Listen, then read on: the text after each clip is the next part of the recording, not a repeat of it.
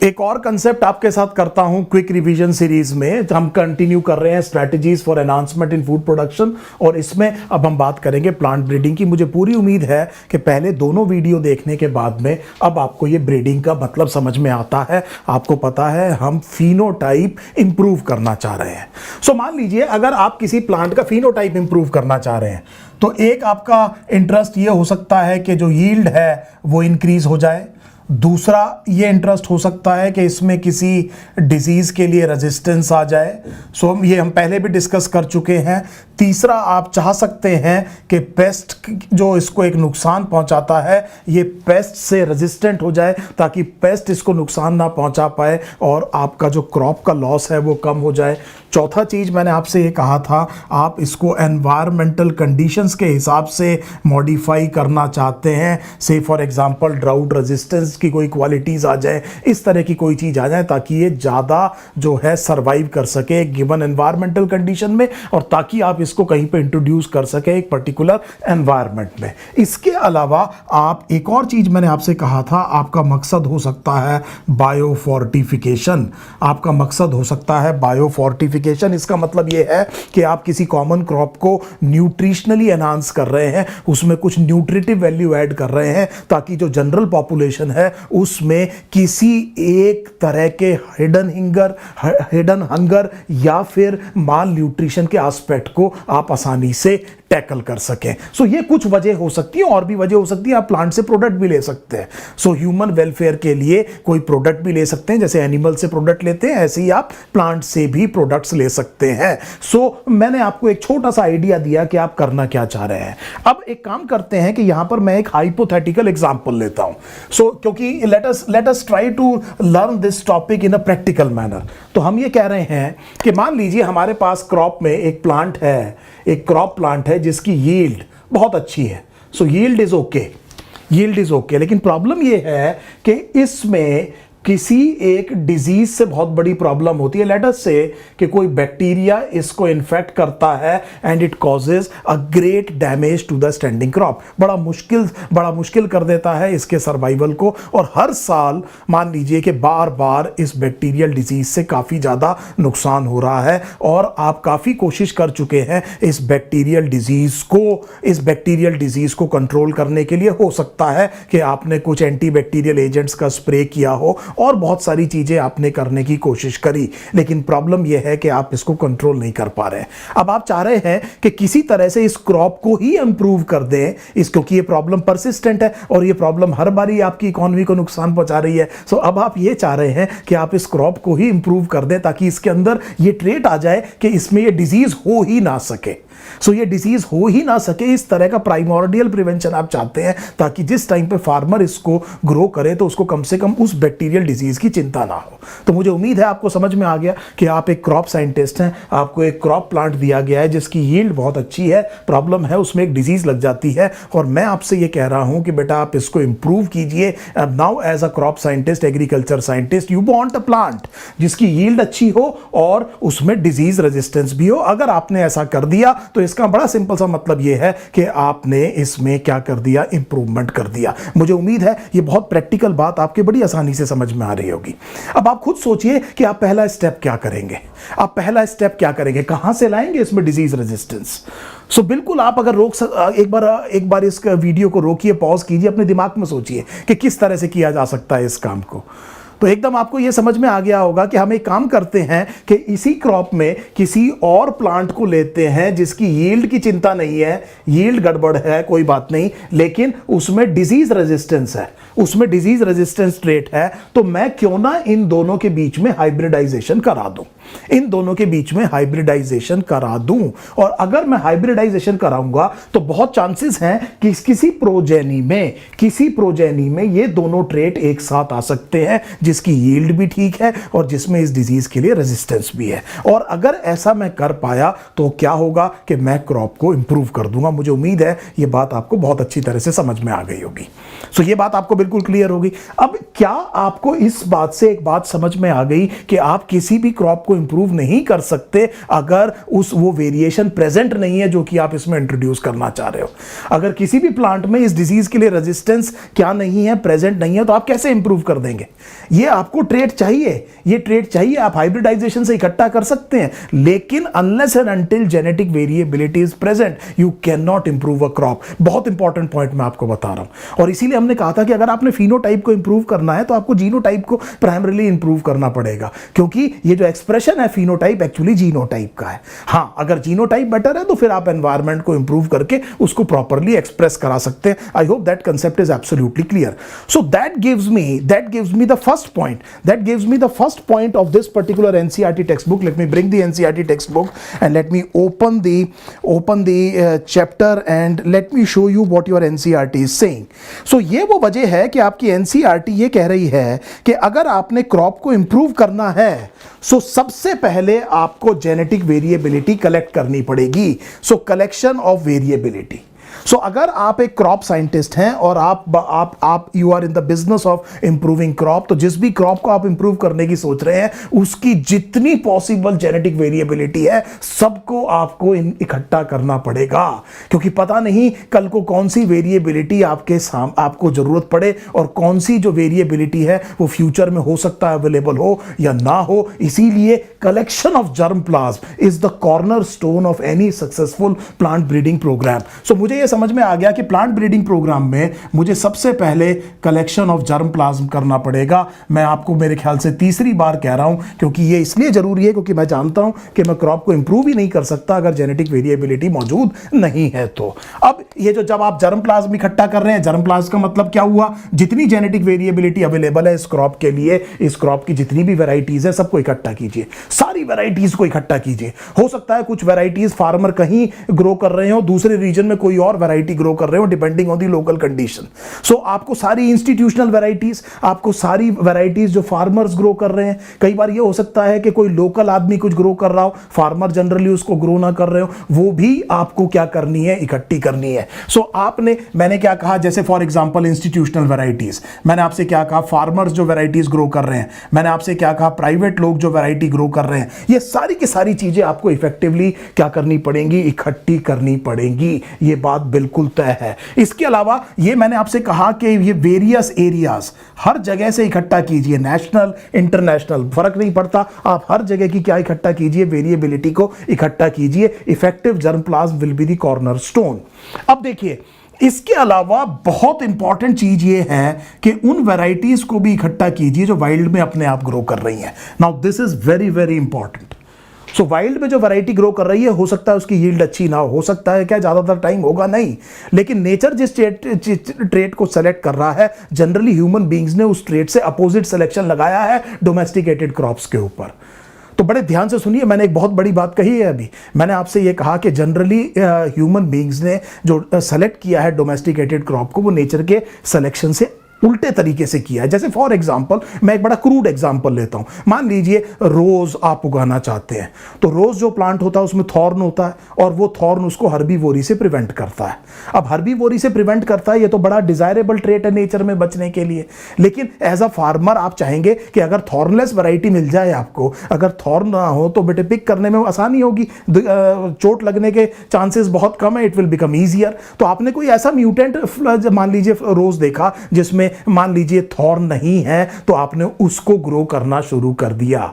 Corn है, corn मान लीजिए रप्चर करके फिर वो डिस्पर्स करने के लिए फैल जाते हैं सारे के सारे उसके सीड्स, तो आप जमीन से थोड़ी उठाएंगे। तो मान लीजिए कोई ऐसा म्यूटेंट आपको मिल गया जो कि रप्चर करके डिस्पर्स नहीं कर रहा, तो आपने उसे ग्रो करना शुरू कर दिया। लेकिन प्रॉब्लम ये है कि आपने नेचर के अगेंस्ट चीज को क्या किया है? सेलेक्ट किया है। ये मैं एक जो हाइपोथेटिकल दो चीजें बताई, मुझे उम्मीद है आपको समझ में आई होंगी। अब आप देखिए, अगर आपने नेचर के अगेंस्ट सेलेक्ट किया है तो आपको इनकी रखवाली करनी पड़ेगी। ये तभी बच सकते हैं जब आप की देखभाल कर रहे हैं, क्योंकि नेचर में शायद अब ये सरवाइव नहीं कर पाएंगे। आप पता कीजिए इंटरनेट पे कि कॉर्न को पैम्पर्ड कॉर्न क्यों कहा जाता है। कितने इतने ज्यादा सिलेक्शन के बाद में क्या वो वजह है कि कॉर्न को पैम्पर्ड कॉर्न कहा जाता है? सो अब मैंने आपसे क्या कहा कि ये जो स्टर्डी टाइप के ट्रेट्स हैं, डिजीज रेजिस्टेंस की टाइप की ट्रेट है, अवेलेबिलिटी ऑफ वाटर कम हो जाए तो भी जिंदा रहने की कैपेबिलिटी है, ये इन आपको वाइल्ड वैरायटीज में मिलेगी, डोमेस्टिकेटेड वैरायटीज में शायद नहीं मिलेगी। ये बहुत ही स्टर्डी स्पीसीज होंगी, हो सकता है इनकी यील्ड बहुत कम हो, लेकिन इनमें वो ट्रेट होंगे जो बिना देखभाल के भी ये जिंदा रह रहे हैं। सो अगर डिजीज रेजिस्टेंस जैसी चीज आप ढूंढना चाह रहे हैं, सो बहुत इंपॉर्टेंट है वाइल्ड वैरायटीज को आपको इकट्ठा करना। देखिए, आप प्लांट को इंट्रोड्यूस कर सकते हैं, जैसा मैंने आपको बताया, आप बाहर से भी प्लांट्स को ला सकते हैं, प्लांट को इंट्रोड्यूस भी कर सकते हैं, लेकिन इफेक्टिवली जर्म प्लाज्म को कलेक्ट करते चले जाइए। लेटर ऑन हम देखेंगे कि अब मान लीजिए इतना करने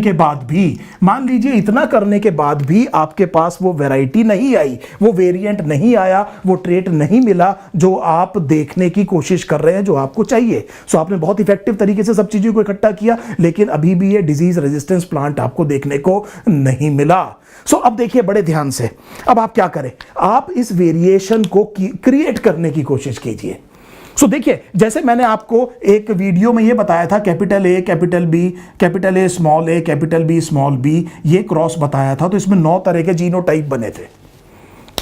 इसका मतलब यह हुआ कि कई चीजें सामने निकल के आई थी अगर आपने इनको हाइब्रिडाइज किया। अगर इन दोनों प्लांट को मैं हाइब्रिडाइज करूं तो 9 तरह के जीनोटाइप बनते हैं। केवल यहां पे तो ये एक ही वेरिएंट है, लेकिन मैंने इसको जब हाइब्रिडाइज किया तो मेरे पास 9 डिफरेंट तरह के वेरिएंट्स आ गए। तो मैं ये कर सकता हूं कि हो सकता है कि मेरा ट्रेट कहीं छुपा हुआ है, तो यहां पर मैंने जितने भी प्लांट्स इकट्ठे किए उनको आपस में हाइब्रिडाइज करके उनके और प्रोजेनी इकट्ठा करता हूं, देखता हूं कोई छुपा हुआ ट्रेट सामने आ जाए कि नहीं आ जाए। सो मैं क्रिएट कर सकता हूं किसको, वेरिएशन को, और क्रिएट करने के लिए बहुत अच्छा तरीका हो सकता है ट्रेडिशनल हाइब्रिडाइजेशन।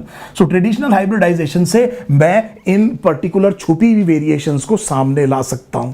पहली बात तो ये समझ में आ गई, हो सकता है कुछ जगह पर इंटरस्पेसिफिक हाइब्रिडाइजेशन क्या हो जाए, पॉसिबल हो जाए, तब मुझे समझ में आ जाएगा। देखिए, मैं कोशिश कर सकता हूं वेरिएशन क्रिएट करने की, पॉलीप्लॉइड इंड्यूस कर सकता हूं। आप जानते हैं यील्ड को इंक्रीज करने में कुछ प्लांट वैरायटीज में पॉलीप्लॉइड ही फायदेमंद हो सकती है, जाइजेंटिज्म होता है। सो कुछ पर्टिकुलर केसेस में, हर एक में नहीं, बड़े ध्यान से मेरी बात सुनिए, हर एक में नहीं होता है ऐसा। कुछ प्लांट्स में, कुछ क्रॉप्स में अगर आप पॉलीप्लॉइड इंड्यूस कर दें तो एक पर्टिकुलर प्लॉइडी लेवल तक आपको ग्रेन का साइज बड़ा मिल जाएगा। सो इसका मतलब एक एनहांसमेंट इफेक्ट आपको देखने को मिलता है और आपकी यील्ड बढ़ जाएगी।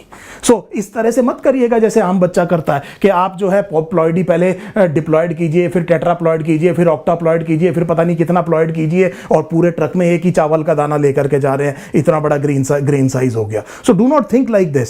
सो मैंने आपसे कहा कि under certain conditions this can happen. इसके अलावा मैं आपको बाद में बताऊंगा कि सोमा क्लोनल वेरिएशन आप कर सकते हैं, सोमा क्लोनल वेरिएशंस की मदद ले सकते हैं। अभी आप अगले वीडियो में देखेंगे सोमा क्लोनल वेरिएशन का मतलब क्या है। इसके अलावा why not use r DNA procedure. आपको मैंने पहले भी बताया था कि रिकॉम्बिनेंट डीएनए प्रोसीजर ने कन्वेंशनल हाइब्रिडाइजेशन, जो ट्रेडिशनल हाइब्रिडाइजेशन है, उसमें जो प्रॉब्लम आती है, उसकी जो बाउंड्रीज है, उसको ब्रेक कर दिया। अब आप ये डिजीज की रेजिस्टेंस की जीन कहीं से भी ला सकते हैं। सो आप ये काम भी कर सकते हैं। आप सोमैटिक हाइब्रिडाइजेशन कर सकते हैं, जिसे हम कहते हैं प्रोटोप्लास्ट फ्यूजन। और इसके अलावा अगर खास तौर पे आप डिजीज रेजिस्टेंस को देख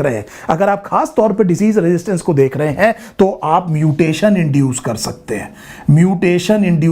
हैं। अब आप देखिए, आपकी एनसीईआरटी यहां पर जब म्यूटेशन की बात कर रही है, बड़े ध्यान से मेरी बात समझिएगा, मैं आपको फिर आपकी एनसीईआरटी दिखा रहा हूं। यहां पर आपकी एनसीईआरटी जब बात करती है तो वो कहती है म्यूटेशन ब्रीडिंग। शब्द क्या इस्तेमाल कर रही है? Mutation breeding. मुझे उम्मीद है अब आपको ब्रीडिंग का मतलब समझ में आ गया होगा। आप म्यूटेशन से फिनोटाइप को क्या कर रहे हैं? इंप्रूव कर रहे हैं, और हम जानते हैं इसका मतलब ब्रीडिंग है। सो कहने का मतलब यह हुआ कि मैंने इतनी सारी चीजें आपके सामने रख दी, और लेकिन सबसे इंपॉर्टेंट चीज यह है कि आपको जर्म प्लाज्म इफेक्टिवली करेक्ट करना पड़ेगा। अगर आपने ये कलेक्शन अच्छा करा, तभी चांसेस हैं कि आपका जो एक्सपेरिमेंट है क्रॉप इंप्रूवमेंट का, वो सक्सेसफुल हो। This is very very important. So collect कीजिए, इंक्रीज कीजिए, क्रिएट कीजिए, कुछ भी कीजिए। अगर वेरिएशन नहीं आएगी तो आप क्रॉप को इंप्रूव नहीं कर पाएंगे। इतना सब करने के बाद भी नहीं हुआ तो आपने कौन सी सारी क्रॉप्स को इंप्रूव कर दिया है? So it is not necessary कि that you will be able to improve each and every crop. This is not possible. So देखिए, जहां पर हो सकता है वहीं पर हम कर पाएंगे। I hope this is absolutely clear, but we will try our best. हमने सबसे बढ़िया तरीके से क्या इकट्ठा कर दिया, कलेक्शन कर दिया जर्म प्लाज्म का। मुझे उम्मीद है ये बात आपको समझ में आ गई होगी। अब देखिए, इसके बाद में बड़ा आसान है। अब जब आपके पास जर्म प्लाज्म इकट्ठा हो गया और मान लीजिए ये वैरायटी आ गई, मान लीजिए ये ट्रेट आपके सामने आ गया किसी एक पर्टिकुलर प्लांट में। अब बहुत इंपॉर्टेंट चीज ये है कि दूसरा काम आपने सिलेक्शन करना है। सिलेक्शन किसका? पेरेंट्स का। किस कौन से पेरेंट्स जो हाइब्रिडाइजेशन में जाएंगे। सो दैट मींस यहां पर मैंने एक प्लांट ले लिया जिसकी यील्ड बहुत अच्छी है और दूसरा प्लांट ले लिया जिसमें डिजीज रेजिस्टेंस है, और मैं चाहता हूं कि इन दोनों के बीच में हाइब्रिडाइजेशन करूं और इनका कोई प्रोजेनी हो, कोई इस तरह का हाइब्रिड हो जिसमें दोनों ट्रेट सामने आ जाए। Now this is very very simple. So आप सिलेक्शन करना चाह रहे हैं ताकि हाइब्रिडाइजेशन कर सके। देखिए, बड़े ध्यान से समझिए, सिलेक्शन कैजुअल नहीं हो सकता। सो देखिए, आपकी एनसीईआरटी बहुत क्रिटिकल स्टेप बता रही है सिलेक्शन को। सो अगर आप यहां देखें, evaluation and selection of parents. So selection of parents तो हमें समझ में आ गया, यहां पर एक शब्द इवैल्यूएशन भी है। तो देखिए, कहीं ऐसा तो नहीं कि मैं डिजीज रेजिस्टेंस तो ले आऊं लेकिन साथ में कुछ और बेवकूफी के ट्रेट्स भी लेकर के आ जाऊं। So I should not be myopic in my vision and think about only these two trait. हो सकता है कि आप इन दोनों ट्रेट को एक प्रोजेनी में इकट्ठा करें, पर इसकी वजह से कुछ इतने नेगेटिव ट्रेट्स इसके अंदर आ जाएं कि वैसे ही इसकी सस्टेनेबिलिटी पहले से भी ज्यादा पुअर हो जाए। सो इस तरह की गलती नहीं करनी है। This selection has to be very intelligent. It is a sophisticated process. It is not merely आप गए और आपने देखा और आपने सेलेक्ट कर दिया। It is not something like that. आपको जेनेटिक एनालिसिस करना पड़ सकता है, आपको जेनेटिक सेक्सुअल बिहेवियर पढ़ना पड़ सकता है प्लांट का, आपको कंप्यूटर्स का इस्तेमाल करना पड़ता है। तो इसका मतलब it will B A time taking process. ये सिलेक्शन आसान काम नहीं है। इवेल्युएट करने के बाद में जब आप पूरी तरह से कॉन्फिडेंट हैं, तब इन प्लांट्स को आप किस तरह से इस्तेमाल करेंगे। पेरेंटल्स किस स्टेप में, जो अगला स्टेप आपकी एनसीईआरटी कह रही है, cross hybridization among the selected present parents. अब आप जानते हैं कि किस तरह से आर्टिफिशियल हाइब्रिडाइजेशन आप करा सकते हैं, किस तरह से इस काम को करा सकते हैं, और आपने इनके बीच में क्रॉस हाइब्रिडाइजेशन कराया। Now this is very very simple to understand. अब आपके सामने कुछ प्रोजेनी होंगे, अब इन प्रोजेनी पर सिलेक्शन लगेगा। This is now very very important to understand. अब इस प्रोजेनी पर सिलेक्शन लगेगा। ये जो रिकॉम्बिनेंट्स हैं, जो हाइब्रिड्स हैं, इनमें से सुपीरियर रिकॉम्बिनेंट या हाइब्रिड को आपको सेलेक्ट करना पड़ेगा। देखिए, ये शब्द दोबारा आ गया। सो यहां पर अगर आप फोर्थ स्टेप देखें, selection and testing of superior recombinants, इसमें मैं अभी सिलेक्शन की बात कर रहा हूं। सो आपको सेलेक्ट करना पड़ेगा सुपीरियर रिकॉम्बिनेंट को। ध्यान दीजिए, हो सकता है जैसे फॉर एग्जांपल इन दोनों के बीच में मैं जब क्रॉस करता हूं तो एक तरह की F1 जनरेशन आएगी। F1 जनरेशन आएगी तो हो सकता है ये दोनों ट्रेट उसमें साथ में ना हो। लेकिन अगर मैं F1 के बीच में से फॉर एग्जांपल सेल्फ पॉलिनेशन कर दूं डिफरेंट प्लांट्स के बीच में, तो एक तरह की F2 जनरेशन आएगी। I am borrowing these words for the sake of convenience. तो नंबर ऑफ प्लांट्स और ज्यादा हो जाएंगे और उसमें हो सकता है कि ये दोनों ट्रेट साथ में आ जाए।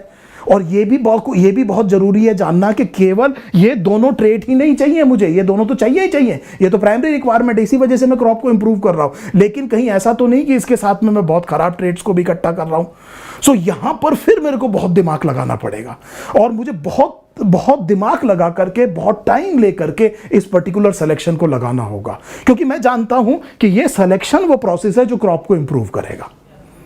क्योंकि बड़ी सिंपल बात है, मेरे दिमाग से अभी भी कॉमन सेंस गया नहीं है। मुझे पता है कि मेरे पास एक प्लांट था जिसकी यील्ड अच्छी थी पर उसमें डिजीज रेजिस्टेंस नहीं था। मैंने इस क्रॉप को इंप्रूव करना था। इसका मतलब यील्ड अच्छी और डिजीज रेजिस्टेंस आ जाए इसके अंदर, और जैसे ही मैं इस प्रोजेनी में से इस प्लांट को उठाऊंगा, सेलेक्ट करूंगा, तो मैंने क्या कर दिया, मैं करने क्या गया था, दोनों चीजें साथ में लेने गया था, और जैसे ही मैंने सेलेक्ट करके इस प्लांट को उठाया, मैंने इसको इंप्रूव कर दिया। सो ये जो स्टेप है सिलेक्शन, ये एक्चुअल इंप्रूवमेंट वाली बात यहां से शुरू होती है। सो इसीलिए आप सिलेक्शन की इंपॉर्टेंस को समझ गए होंगे। अब आपने सुपीरियर रिकॉम्बिनेंट को सेलेक्ट कर लिया, अब इसमें दोनों ट्रेट भी आ गए और भी ट्रेट बहुत अच्छे हैं, and now you are satisfied कि ये क्या है, सेलेक्ट, ये बिल्कुल वही रिकॉम्बिनेंट है जिसे आप चाहते हैं। अब देखिए, India is a huge country, से फॉर एग्जांपल उसको कई सारे एग्रो क्लाइमेटिक जोन्स में बांटा हुआ है। सो इंडिया को आपने बहुत तरह से अलग अलग एनवायरमेंटल कंडीशन, सॉइल टाइप के हिसाब से, लेट अस से अलग अलग एग्रो क्लाइमेटिक जोन्स में बांटा हुआ है। अब देखिए, जरूरी नहीं है कि जिस क्रॉप को आपने इंप्रूव किया है वो हर जगह एक जैसा बिहेव करे। सो अब आप सारे इंस्टीट्यूशंस को अपनी इंप्रूव्ड वैरायटी भेज देंगे, उनसे कहेंगे आप चेक कीजिए, टेस्ट कीजिए, इसको एडवर्स एनवायरमेंटल कंडीशन में जो भी हो सकती है टेस्ट कीजिए whether it is able to perform और नॉट, क्योंकि it will make sense, it will be prudent only to release this improved variety in the area where actually it shows the enhanced performance. बाकी जगह इसको introduce नहीं करेंगे। सो मैं इसको खूब अच्छी तरह से पहले टेस्ट करूंगा, इसको ग्रो करके देखूंगा, इसकी सारी रिक्वायरमेंट देखूंगा, क्योंकि आपको किसान को बताना पड़ेगा इसमें कितनी खाद डालनी है, इसमें कितना पानी देना है, इसमें क्या चीज और चाहिए, इसमें कौन कौन से मिनरल न्यूट्रिशन आपको ऐड करने पड़ेंगे, ये सारी चीजें आपको बतानी पड़ेंगी। इसलिए आपको इसको टेस्ट करना चाहिए।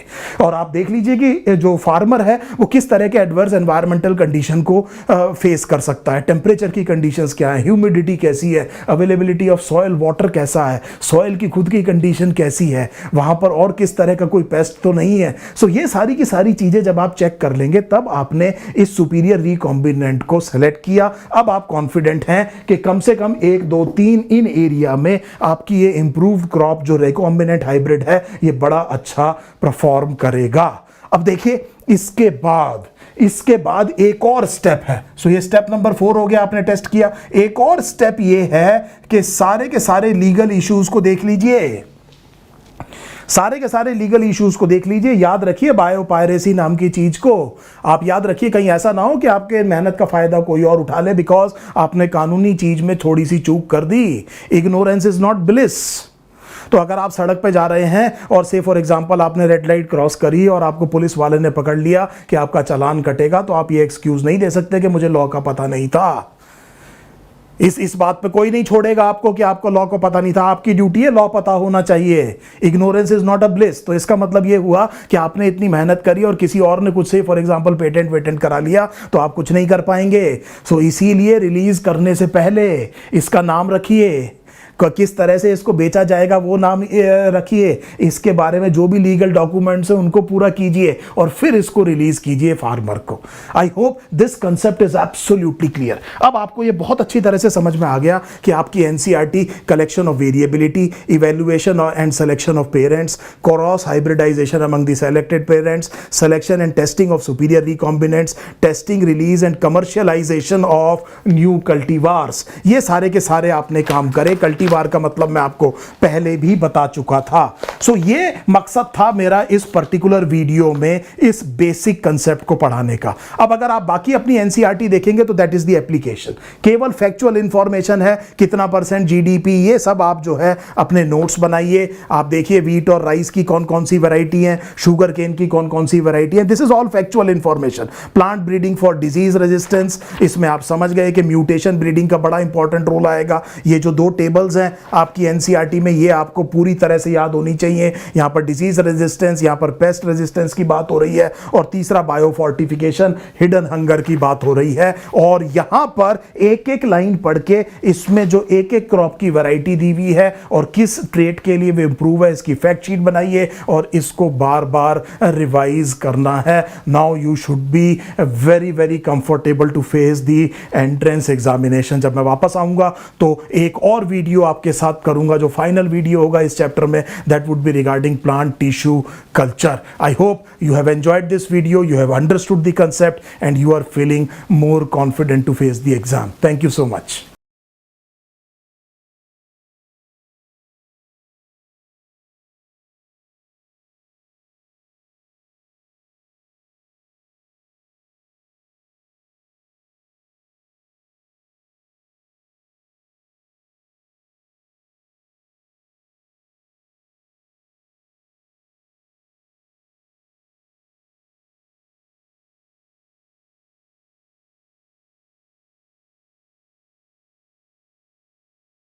गूगल प्ले स्टोर पे जाइए, नीट प्रेप टाइप करिए और नीट प्रेप का ऐप इंस्टॉल कीजिए और आज ही मास्टर क्लास से प्रैक्टिस करना चालू करिए।